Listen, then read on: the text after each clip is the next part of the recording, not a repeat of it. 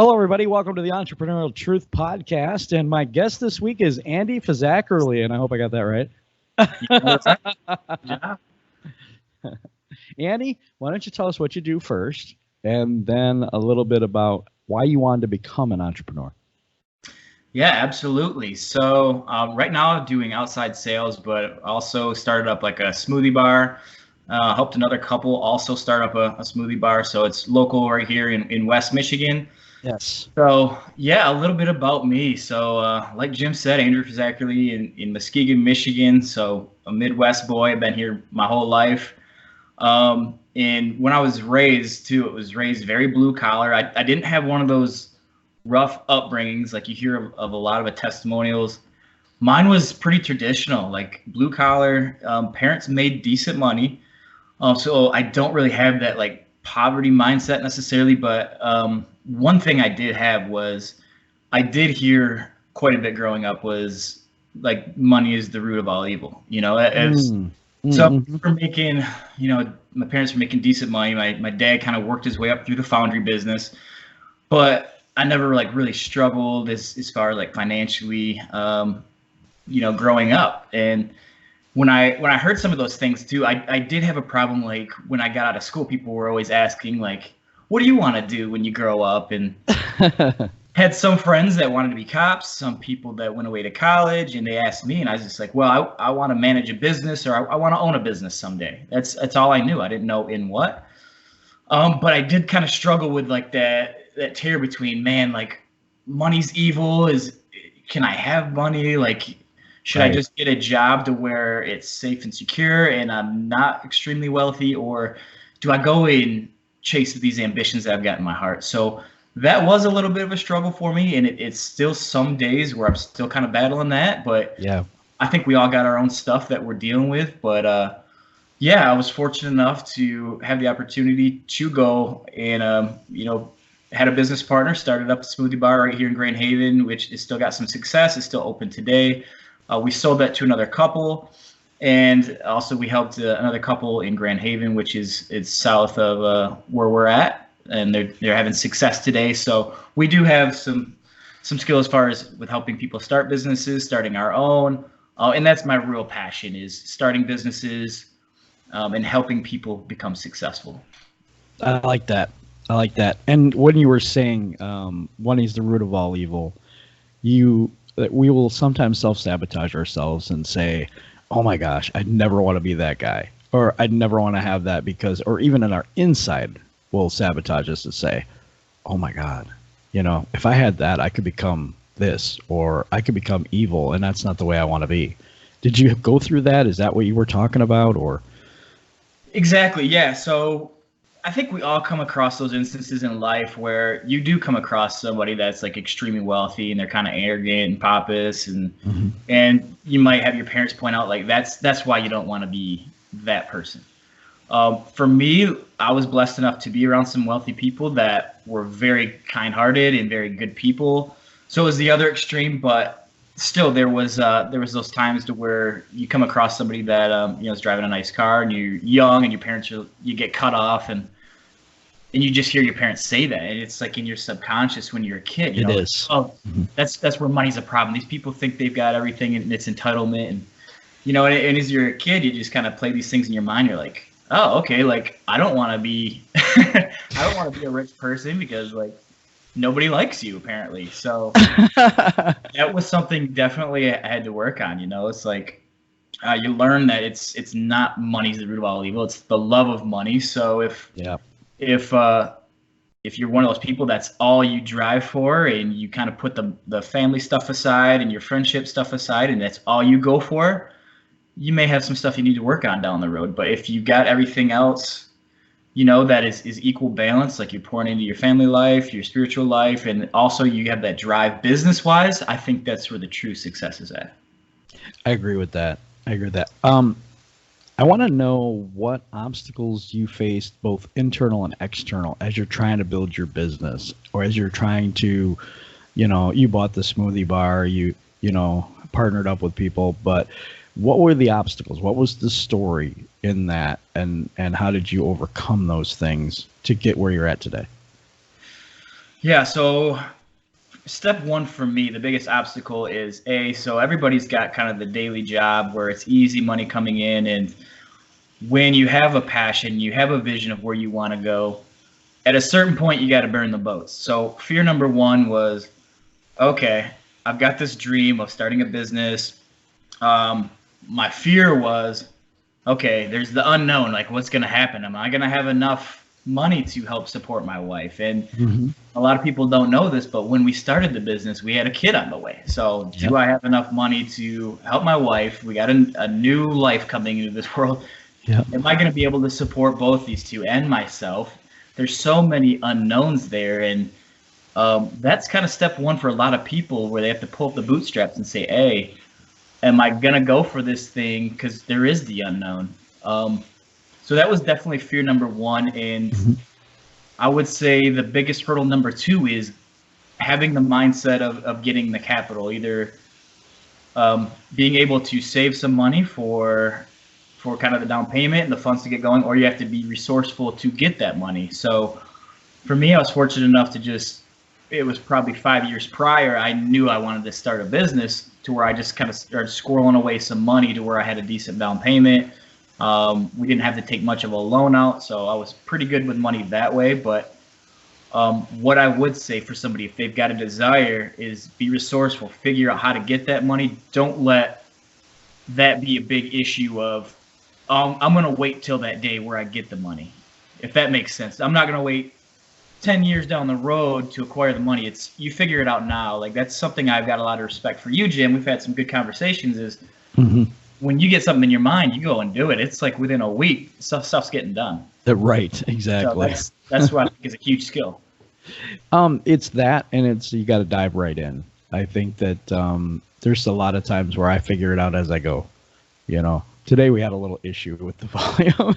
We had to figure that out. I mean, it's little things. It's little things that just happen, and you got to come on. You got to be resourceful. You have to be have a certain, I call it stick-to-itiveness, where you just keep going. You just keep going. It's getting guests and doing all these things on my end, and working and doing this show and another one, and it's a lot of work. People think, oh yeah, this is easy. Yeah, it isn't. A lot of people don't understand too, like the grit that you have to do for a business is like sticking it out. And I don't know if you've ever seen like the meme online where the dude's digging for gold and digging and digging and digging. It shows him down like, I don't know, a couple hundred yards, and he was like a foot from the gold, and he gave up. Like, oh, there's no gold here. Right. And there's the nugget just below him. So that is the entrepreneurship life right there. There's going to be the peaks. Oh, this is great. This is awesome. And there's the valleys. Like, oh my God, I got to pay the bills. Oh man, here comes the collectors. This is crazy. Where did that bill come from? Yeah. A car breaks down and everything goes wrong. You got the status and you're going back up. So that's the business curves, the life curves that we all get to go through. Last week we talked to Lynn Silva, and there was something brought up in that. I don't know which one of us brought it up, but it was like, basically your insides will be a measuring stick for your business, almost a mirror image of yourself. So it's the inside stuff sometimes we have to overcome just as much as the outside obstacles, like the car breaking down and everything coming again. It's almost like the whole world is trying to test us to see if this is really what we want to do. But can you talk about any of those obstacles? What did you have any fears inside of yourself? When you were going to want to start this, thinking about it, and then the process of overcoming those things. Yeah, and I feel strongly this is something every single person is going to have from one extent to another, is the fear of failure. So that was another big hurdle for me, is I knew I wanted to start or manage a business, and I had those internal things, those questions of, am I going to be successful? Mm-hmm. Nobody knows if you're going to be successful or not. You have to go out and try. That's the thing, is any personal development or self-help book out there is going to say, fail yourself forward. And yes. What I mean by that is literally exactly what it says, is you have to go out and make mistakes. And that's one of the big things. If especially the American culture that sucks, is that they make everybody seem like they've got to be perfect and nobody fails. And you get on social media and everybody's got their stuff together and they're take 2 hours to make themselves look good, and then they're posing by the beach, and they make this seem like their life is perfect. They don't run into anything. That's not realistic. What's realistic is you're going to run into problems, and what I can promise you is going to go problem, crisis, problem. That's real life stuff, and the people that are getting paid the most are the best problem solvers out there, and they realize it. So, in my opinion, it's just not knowing if I'm going to get into any problems or not. And that was the biggest thing for me, was just the scariness of the unknown of like, can I do this? And what you realize is you quickly can. You'll be resourceful, and just getting started is the big thing. Like, go out there, get started, make mistakes, and find the people that are good at what you're not, and just get going. And you'll quickly learn, like, you're going to pull in the people that you really need, and you start to attract the people that should be in your life. As long as you're working on yourself consistently and becoming the best version of yourself, you'll get some good quality people into your business. Absolutely. And you send out a certain vibe, basically, and you'll have other people like, oh, I'm with that. I get that. You know, I'm down with that. I'd like to help this dude out, you know, or whatever. But I think that's where we start to really get going. When we start getting help, we can start getting people that are standing behind us and stuff, and it's holding us accountable. It's helping us to go ahead and open new doors and things that, oh, I didn't even see that. So that's encouraging, and that's something that I think that we all should do. We all should go out and be on the lookout for those people that will be in our lives and help support us and help, you know, with what we want to do, that really want to come on board and help and be the best them they can be too. Yeah, go ahead. No, and I was just going to say is, like, that was the one blessing I've had, is I was able to attract better people, in my opinion, than myself into the business. And I'm getting some people that have run the storefront better than I ever could, and realizing that. So I know my strengths and I know my weaknesses. I'm very good at casting vision and in business management in a sense, but running the day-to-day operations, I wasn't that good at. And being able to find a group of people that's their passion and they're extremely good at it, and they're very successful with it. That is a skill set, whether you realize it or not, is knowing your strengths and knowing your pitfalls and being able to pull people in where your weaknesses are. That there is a skill there. I agree with that. There's another thing too that I see in sometimes I even go through that. It's called the imposter syndrome. Have you ever heard of that? Yeah. Where you feel like, oh, who's going to listen to me and who am I? You know, there's all these big name people, but what people forget is they're all people. Oh, absolutely. You know? They all made it, but they're all people.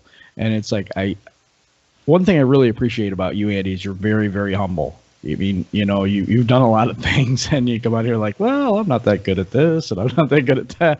You know what I mean? But in reality, you've been really good at this stuff because you've been successful. You know what I mean? Well, thank you for that. Did you have any of that when you were starting out? That oh, you know, I don't know if I can do this, or, you know, who's going to listen to me, or why am I so important, or something like that?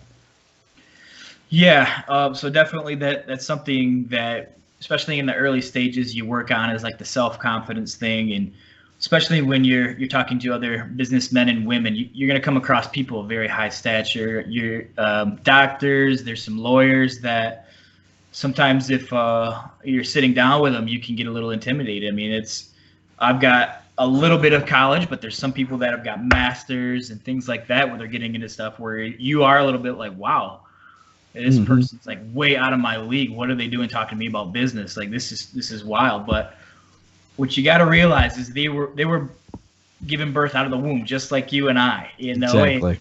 And honestly, some of the wealthiest people I've ever came across didn't have these big elaborate degrees like you come across some of these people. And that's what it took me a little bit to realize, is like, in any profession out there is successful people, whether you're in HVAC, like heating, ventilation, air conditioning. If you're a technician, there's people that are blowing the doors off that industry and making a ton of money. Same with lawyers, doctors, professionals. You know, there's a lot of people making money that way. So what I tell people is whatever path you decide to go on, there's money in it. I can guarantee it. There's going to be that top 5 to 1%. It's just realizing that and realizing your worth, and having that self-confidence to approach people and just talk to them like genuine human beings. And people can see that. Like, don't get intimidated by anybody. They're just human beings like you and I. Yeah, exactly. And I've been okay with that. You know, what I've had lately is the thing where everything just kind of comes against you, and like even the video don't work, this doesn't work. I'm going through all these editing softwares trying to find something that works better. So, you know, me and Lynn last week, it was a great conversation, great story, but the video feed was kind of off of the audios. Yeah, so we're going through all this stuff. And I think in business, that's what comes to test us. And that's what, there's just little things in business that you're like, how in the world did that even happen? You know? Yeah. And like we were talking about earlier, Jim, that's life, man. It's like, I really feel like it's one big test. And we've talked about this before, is like life it's going to develop some grit out of you. And it's almost like your creator saying, hey, like, do you have the willpower and the grit to withstand all these tests? How bad do you want it? You want it bad enough to kind of hang in there during the storms, or are you going to turn around and start sprinting the other way? And you're going to go through a ton of those tests in any line of business. So like for you, it might be the guests abandon ships and you got to get another one, or the microphones might go out. We had one break last week. See? Like in the middle of the week. So like with our smoothie bars, we might have it to 1 week. Who knows? You might be running into like a shortage of supplies. The cup supplier, you know, might have jacked up prices. So for every industry, it's going to be different. Yep. You can just count on problems occurring. That's all I can guarantee you. There's going to be problems. It's knowing how to deal with them and deal with them in a good way to where you're still productive. Yeah, and having a positive attitude, that's another thing too, because there is opportunity to say, oh, I'm going to chuck this. I can't do this anymore. That type of a thing, that type of mindset. I know anybody who's ever tried to strike out on their own knows the feeling. So I had this one thing where I had the logo artwork done, right? So it comes back and it's spelled wrong. Oh, nice. See, there we go. Problems arise. So then I'm looking at the YouTube video that I did, and I spelled Lynn's name wrong. So it's just I mean, I'm being totally transparent because I want everybody to understand and know that these are things that just come up. You get so busy, there's sometimes you just overlook some things. And it's like, that's why you need a couple of people that are in with you and sticking with you, because they can look at that stuff and say, oh, well, that don't look exactly right. You know, so then we can fix those things and move on and do better and that type of thing. In your business, it's a little different because you're more of a people business where, you know, you get people in, you greet them, and you know, you have such a fun atmosphere there. West Michigan Nutrition is the place that Andy has, and just a fun environment. I just wanted to talk to you a little bit about that and absolutely. And that experience in your life. How much did you learn from that experience? I learned a ton. I learned a ton about business, dealing with people, marketing, networking, finances, and that's one thing I think I underestimated a little bit was, when you're starting out, you are it. You're doing it all. You are the face of the business. You are the marketing guy. You are the finance guy. You are, you know, sweeping up afterwards. You're opening the place. You're the janitor. You know, sometimes you are literally it all. Yeah. And on some of my best days, I was a heck of a janitor, and sometimes I was horrible janitor. So, and that's one thing is like, you better be prepared to do it all. And, you know, one of the best books that I think I've ever wrote was Rich Dad, Poor Dad by Robert Kiyosaki. Very good book. And that's one thing he says is like, at the beginning, learn how to do everything. And it's all about having money work for you and leveraging your time. So that was one thing I had to figure out. Was at the beginning, we built the business to where my business partner and I, we were essentially in there from 5 a.m. to 7 p.m. every day. Wow. And that's 6 days a week. See, So that's what I think people underestimate that. I think people are like, oh, God, I just want to get out of this job. I want to get out of it. I've heard this over and over because I work in a shop right now also while I'm doing this. So I'm like, yeah, you can do this and you can. But when they get into it, it's like so much work that they're like, I'm working more than I'm working at my job and I'm not getting paid for it. yeah, Or something like that. and that's It's very difficult. Is most people, and this is what's sad, is most people can work harder for somebody else than they can for themselves. And I think it's harder for people to quit on their employer if they actually like the person and they respect them. They might absolutely hate the job, but if they respect their boss, they'll stick it out. It's like they're living in hell every day, and it's sad. But when they get an opportunity where it's for themselves, it's so easy to throw in the towel because we have that self-doubt, that self-pity thing kicking in. It's like, all right, I can't do this no more.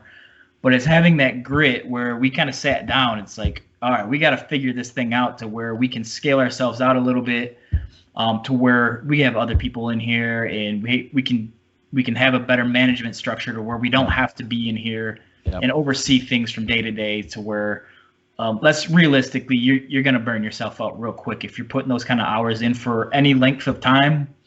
Yep. Either your health or something's going to happen to where it's not a pretty picture. There's in life there's balance, but for the entrepreneur there isn't. I mean, you put 100% into what you're doing or you probably won't make it. I'm not trying to be, a downer. That's not what this is about, but it's about the real truth behind entrepreneurialism. And I think that a lot of people, they're like, oh, they get this big idea, like I'm going to make this $1 million company or whatever. And they're in there and they're like, I'm not making anything. I got to go back to my job because I'm working more here and I'm not getting paid. So then the bills are coming in and the stress is coming in and the family's mad at you. And you have all these things going on in your mind. And to overcome that and to stick with it, even though everybody else is telling you no.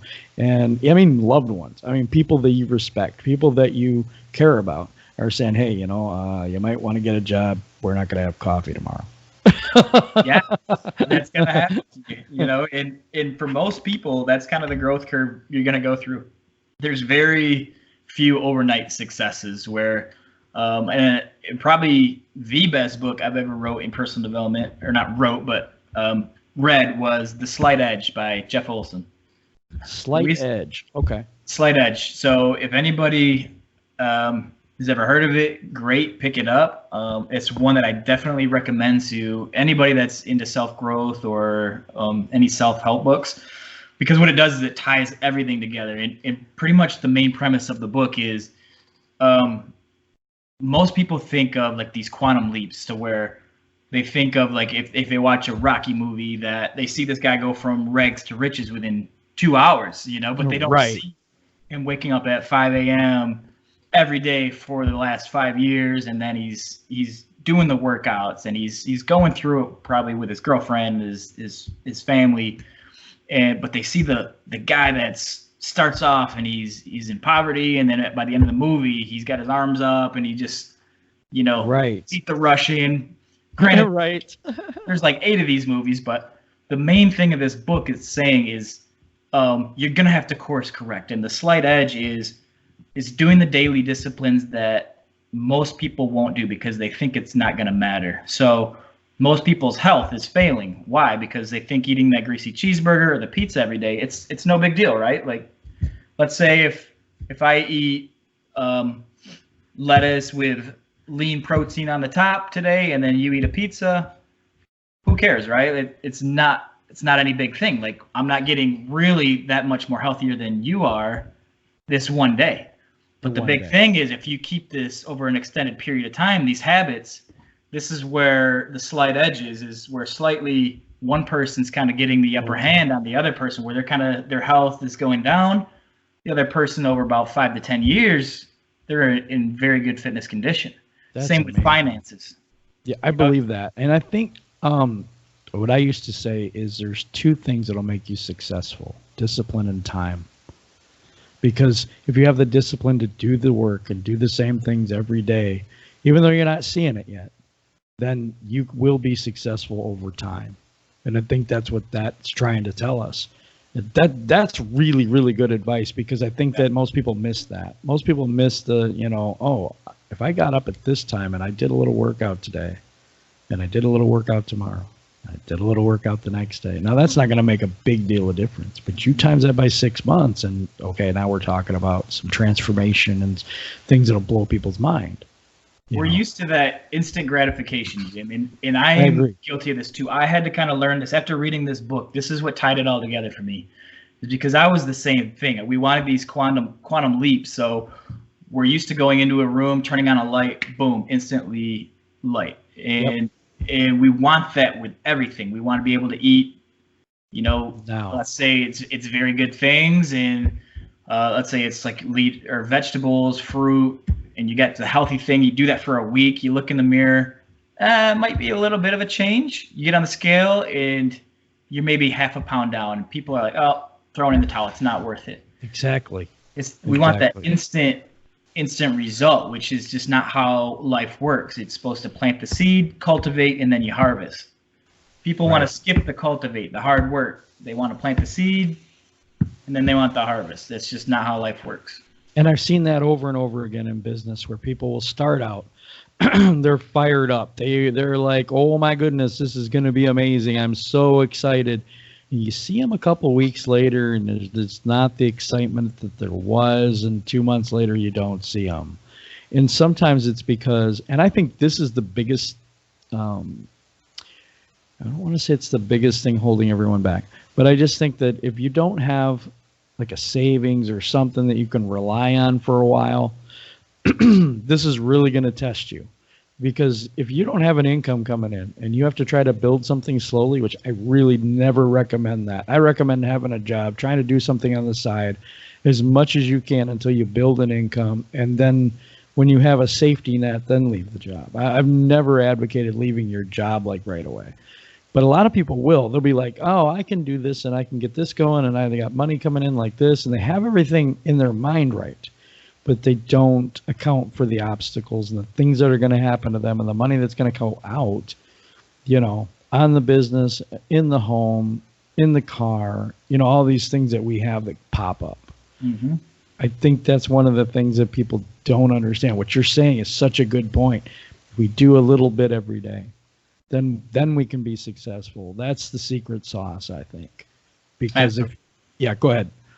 No, absolutely. I was just going to say that is it in a nutshell. It's doing the daily disciplines and the grind that most people won't do because they think it doesn't matter. And that's, if I could talk to anybody and put them in a room and they say, what is the one secret ingredient to being successful or having the income or the lifestyle or the health that some of the top 5% or like just the top physiques or the top business people are doing, that is just it. It's doing the things that most average people think aren't important, like those little hidden things.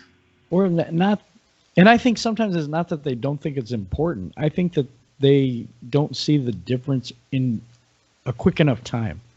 So it's like, yes, they're fired up. They're all encouraged. They're all, oh, I'm going to go lift weights today. They do it one day. They do it 3 times a week. They do it 3 times a week for a month. And they're still not seeing the results they want to see. I mean, they're probably going to see something if they're doing that.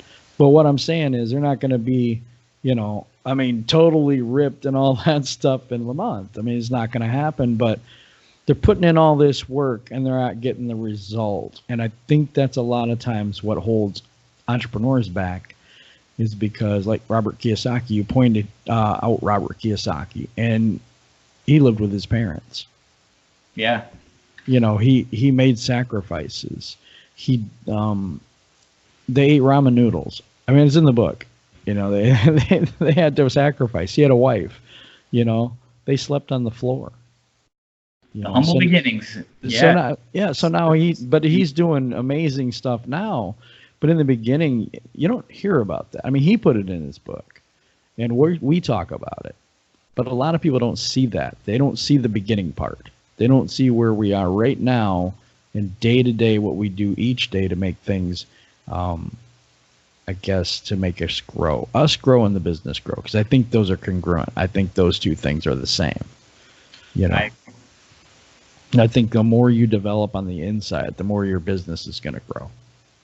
Because I don't think you can go further than yourself unless you have a team. I mean, unless you build a team of people, and then I think it's possible to go further than your limiting beliefs. Because then, hey, I got this sales guy. I'm terrible at sales. Let's just say that, right? I'm terrible at sales, and that's your story. And we talk about that a lot in the show. So that's my story. So I find a guy that's just amazing at sales, or some gal, it's amazing at sales. I no longer have that limiting belief because I'm not the one doing it. Mm-hmm. So that's one way to get past our internal stuff, our internal story, what we've been told our entire life, is to be able to have good people around us that are willing to help. And so that's one way. And then the other way for me is to just keep trying to do it. Just keep going at it, just keep on keeping on, And one more thing, and this is my opinion too, when we start to care about the people that we serve more than we care about ourselves, we'll also see a lot of growth in our business. It takes a focus off of why am I not good enough, and all that stuff, and puts it on the other person. And then all of a sudden, a lot of those fears go away, because if you truly want to help people and not just make money, then I think your mindset will change. So those are things that I've seen in my life, and I think you've seen in your life. Oh, definitely. And that was something that we were talking about before too, Jim, and this is something that when you see the big picture, it makes waking up early a little easier, and it makes the long nights a little easier. Is when you, let's say, like with us, with our smoothie bar, we help people lose over 100 pounds. Like for me, that makes those early mornings. Yeah, that was amazing. So much sweeter. It's like when you get to see people's lives change to that extent. That is a total lifestyle change. When you have somebody drop 100 pounds off their body, like that is, it brings tears to your eyes, like seeing that, helping somebody be able to do that. You get to see people meet at your store, or, whatever you're doing. If you get to see those kind of little connections where you're helping people, their lifestyles improve, man, there's something internal that happens there that you just can't even put into words. It's like when you're helping other human beings, you progress, or, kind of take a notch up in life. Like it's a huge thing, and that's what keeps you going. And it makes those days a lot easier, being able to see that type of stuff. So that's in every line of business. You're gonna be able to see those little fruits of your labor. So it's good. And that's what we're trying to do here. I mean, I have people that are watching that would be like, oh man, I don't know. I want to do that, but I don't think I'm the person, or I'm not good enough. And the things like, who's going to listen to me? The conversation about money, and what your parents said to you, and what you say your story is, which is vitally important to what we're trying to do here. You have a story about yourself. You said, I'm not good at the day-to-day management of the place. I heard you say that during the thing. So that's your story. That's what you believe. So that's what you put out there. But he also said, I'm very good at vision, and I'm very good at this. And you know what I'm saying? So that's also your story. What we're trying to do is help people change their story from I can't to I can. To get over those limiting beliefs and get over the mindset issues that we all face when we're trying to do something positive for the world. There's so much negative out there. There's people getting shot. There's schools that are getting shot up. There's storms that are causing devastation. There's all these things. And what we want to do here is bring positivity. We want to bring that you don't have to stay at the bottom level, that you can succeed, and there is stuff out there for you. And I wanted to bring stories of people that have actually done that rather than just say it. Mm-hmm. So that's what we're trying to accomplish here, and I think that we have great conversations every time I see you. But this has been a really good one today so far. It's been good, man. It's always good to see, man. We got some good conversations. We do. So If you were going to give any advice to someone that was thinking about starting in business, and I'm not going to get specific on a business, but I think I want to go for the internal things first. What would you recommend they do to overcome some of the obstacles, like the hurdles on the inside, our limiting beliefs, our thoughts about ourselves and our story? Yeah, I would say step one for any entrepreneur or anybody looking to get into business or any type of management, start working on your philosophy right away. So that was something that drastically helped me. So just knowing kind of what you believe in and what is your outlook on life. Because I took some stuff from like the Marine Corps and just business philosophers that have helped me in my day-to-day life. So certain things like, if it's going to be, it's up to me. So the Marine Corps, they believe in that. It's taking things on that most people won't. So if there's things at the house that need to be done and you think it's your spouse's job to go do it, if it's going to be, it's up to me. Go do it. That's really good. That's very powerful. You yourself go and do it. Take responsibility. Exactly. So it's little things like this that will help you out a ton. And most people, this goes back to that slight edge. Most people think, oh, it's not that big of a deal. It's a person's philosophy. It's a huge deal. How you look at life is a huge deal. So the same thing with a cup. Is it half full or half empty? I don't know. I'm just going to drink it. No, I'm just kidding. I'm kidding. Thing. Yeah. And some people don't care. They're like, whatever. No, but your outlook on life and your philosophy, I love that, because philosophy is totally different than just an outlook. That's almost a mission statement. It's how you operate. Right. Because if you have that system ingrained in you, if it's going to be, it's up to me. Let's say there's a bunch of dirty dishes in the sink and it's the wife's, you guys set this up ahead of time. It's the wife's job to do it. It's been 3 days. She's not feeling well and they're just sitting there. Who's going to do it? If it's if it's going to be, it's up to me. So get the stuff done, be productive. And there's some people that want to take on the world, but their garage is filled up. I mean, Jim Rohn talks about this. He's another business philosopher. If you want to take on the world, clean your house, clean your garage first, organize your life before you start to try to organize the world. Like, take care of your own personal stuff before you try to take on larger stuff. That's powerful. That's very powerful to take a self-inventory of everything that you see in your life and how you can attack that by that statement right there. If it's to be, it's up to me. Absolutely. So get this. So there's some people that, and this was me included at first, my finances were all over the place.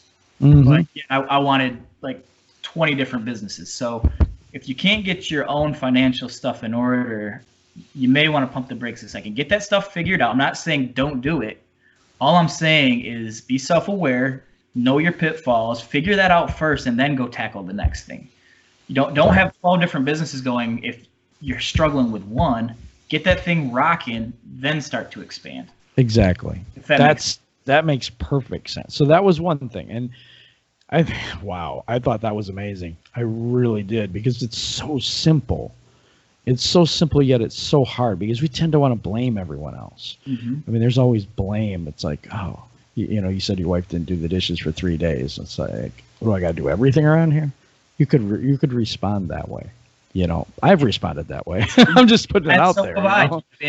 And that is our human nature. That's what we want to do. We always want to point fingers, like, why did you do this? Why?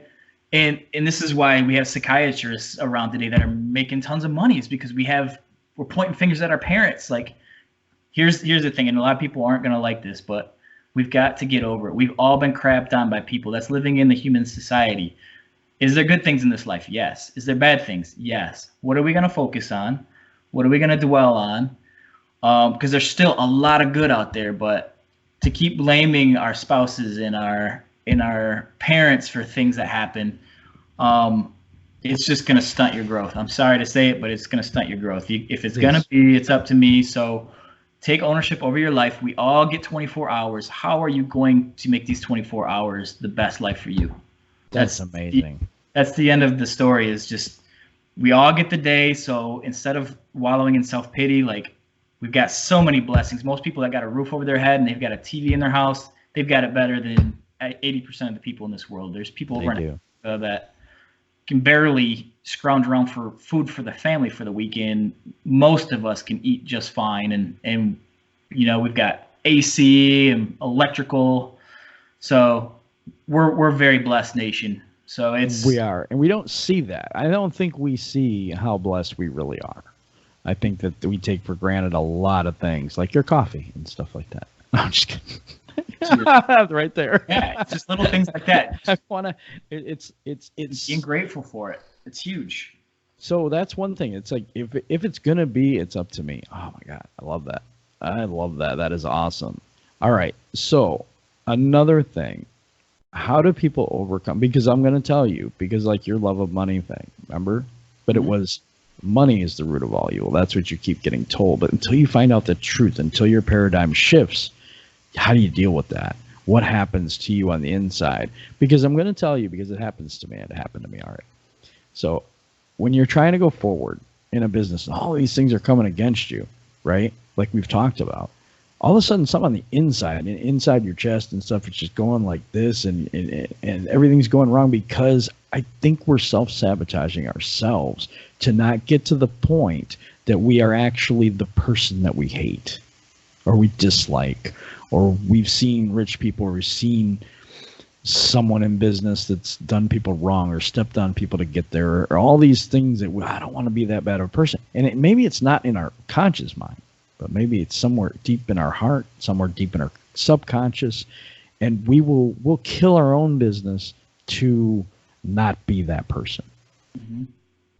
So that's another thing. How do we overcome that type of a thing in ourselves? And when you brought that up, it's like learn the truth, you know? Yeah, and this is going to sound really repetitive, but for me, in my case, it all boils down to philosophy. So in an early age, my philosophy was money is the root of all evil. That's how my outlook was on life. Mm-hmm. So for me to change that, it needed to reverse. So no, that's not true. The love of money is the root of all evil. So how your paradigm shifts is going to reflect on your actions. So if my philosophy is one way, it's going to create my actions to be going in that direction. Exactly.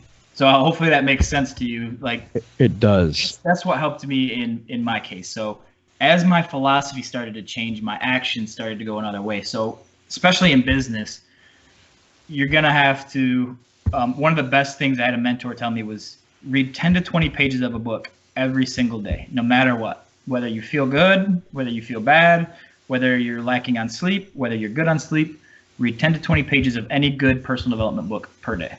Wow. So I started to do that. And I've actually read that in a couple different books where a lot of these successful people are doing that. And is it a huge thing? No, but if you do that every single day, you'll probably have anywhere from 6 to 12 books read in 1 year. It's just taking those small little chunks every single day. And that helps kind of refresh every single day. Kind of almost, it's like a little video game to where it gets your health way up, you know, almost like a I get that. Kind of at the end of the day, it goes down to nothing. Right. That's what it does for me, is kind of doing that in the morning or at night, just recharges the batteries a little bit. And you're learning from some of these successful people that are really good with finances and their philosophies. They're pouring out their lives, and you can get it for $5 on Amazon. You know, it's like just doing these little small steps every single day will help you with your actions slightly. You're not going to see drastic things overnight, but I can guarantee you within anywhere from 1 to 3 years, people are going to look at you and say you're different. You might not even realize it, but you're going to have coworkers and family and friends and say something's different about you. I can guarantee it. If you take that one step on, I can guarantee you that's going to happen. Because you're more educated, and your philosophy in our verbiage is your story, and that's what we're talking about. Your story can change, you know, but education is very important. I think what you said, physically reading every day 10 to 20 pages, what that does is you might find in there the answer to the question that you would have never found before if you hadn't have done that. It also creates discipline, because you're doing that every single day, and you're always learning, and you're always going forward. So that's huge. So that's a huge piece of advice for people because it's just like you were saying before, that it's a little bit every day. It's not the whole book every day. Little chunk. Yeah, And, little chunks. And this is a mentor I really look up to, is Jim Rohn. He always says, what's easy to do is also easy not to do. And this is what separates the successful from the unsuccessful. Yep. What's easy to do. So is it easy to read a book? Yeah. Is it easy to not read the book? Yeah. So what are you going to do? How do you spend your time? I think that's one of the other things. Time management is a skill that a lot of people have a hard time with, because they want their me time and they want their, TV time and their relaxed time and all that. We have a lot more hours in the day than we think we do. We waste a lot of time. And I think that that's another key to between successful people and people that aren't successful, is that they go ahead and they use their time more wisely, I guess, than the person that is unsuccessful and is cluttered. And we talked about a book, and it was Unstuff Your Life. Yeah, it's a good one. And that really helps get you organized and those things. So we were talking about that book before, and that's little steps.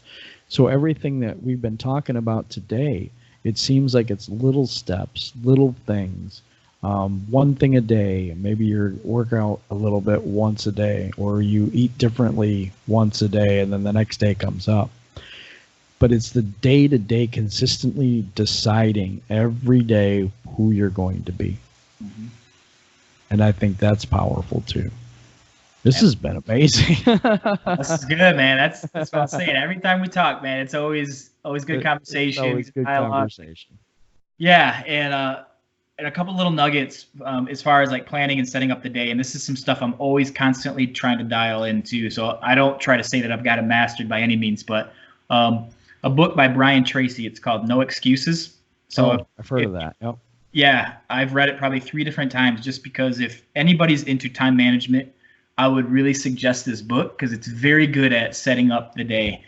So what he talks about is finish the day before you get it started. So what that means is, so for tomorrow, I'm going to plan it tonight. So before I go to bed, I'm going to plan out my next day in its entirety. So from the time I arise in the morning to the time I go to bed, I'm going to have everything that I'm going to do figured out. So what you can do is, like, your A priority stuff is going to be, so what you do is put an A next to it. That's going to be number 1 priority that needs to get done that day.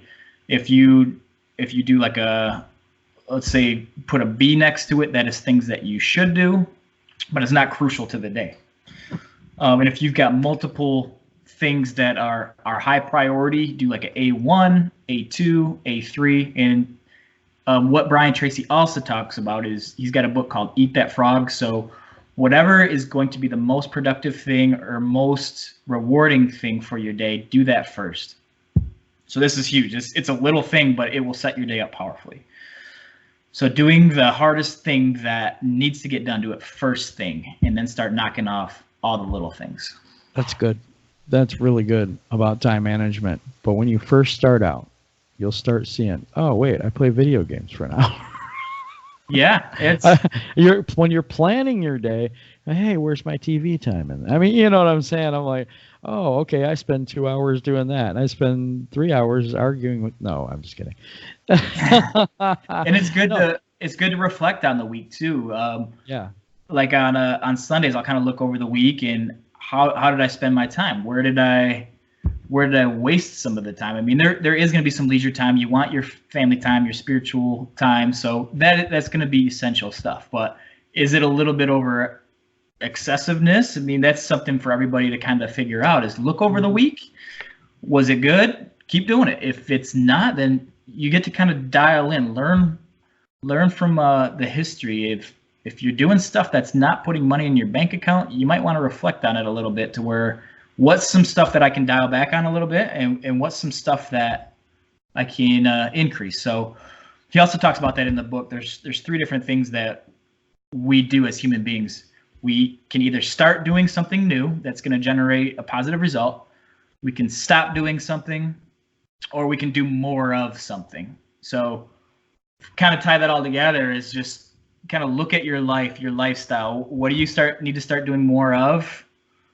What do you need to stop doing more of something? Or if you need to implement something into your life, like kind of examine your lifestyle and kind of incorporate those into it. That makes sense. That makes sense.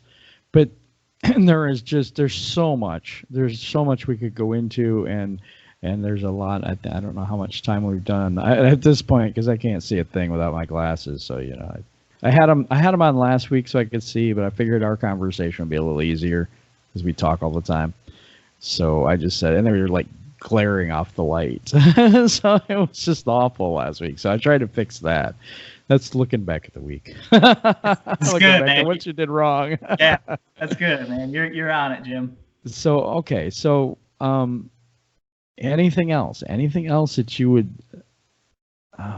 like to give advice, or whatever's on your heart for the last five minutes or whatever, and just I'm just going to let you go and say what you really feel to people that would want to start being an entrepreneur, people who have just started being entrepreneurs, people that are running into these obstacles and the things that are going on in them. I'm just going to let you talk to them. So right now you're talking to those guys. Yeah. Just to wrap up, I would say something that helped me a ton in starting in business was emulating some of the top people in your field. So how they dress, how they speak.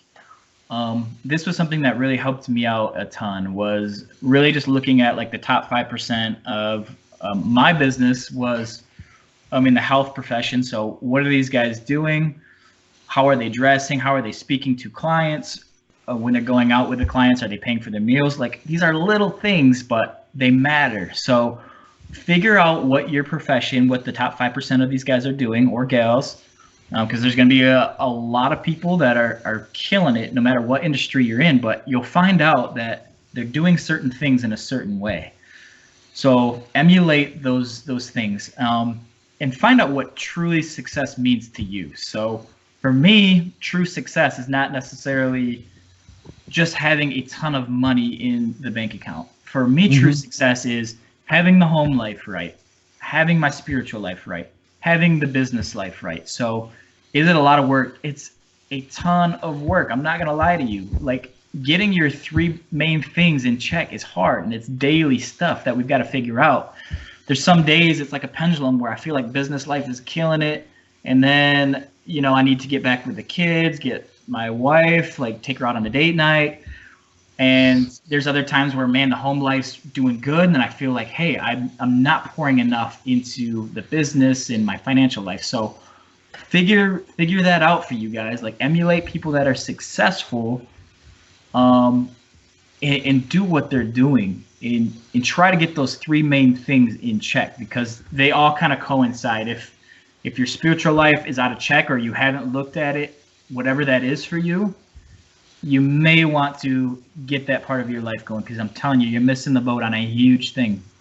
And they all kind of coincide. You'll find that, like, genuinely, if somebody's successful in one aspect, if their other aspect of life is really diminished, their happiness is down the pots. I've met some people that are really making a ton of money, but if their spiritual life and their marriage life, or they don't see their kids much, they're truly not happy.